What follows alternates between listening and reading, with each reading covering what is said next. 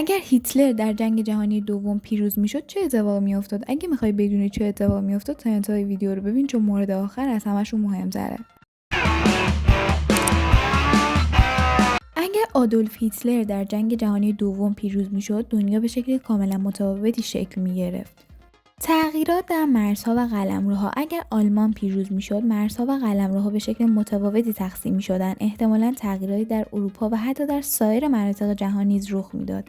احتمالاً قلمرو آلمان تا جایی گسترش می‌یافت که شامل بخشی از اروپای مرکزی و شرقی و شمالی میشد.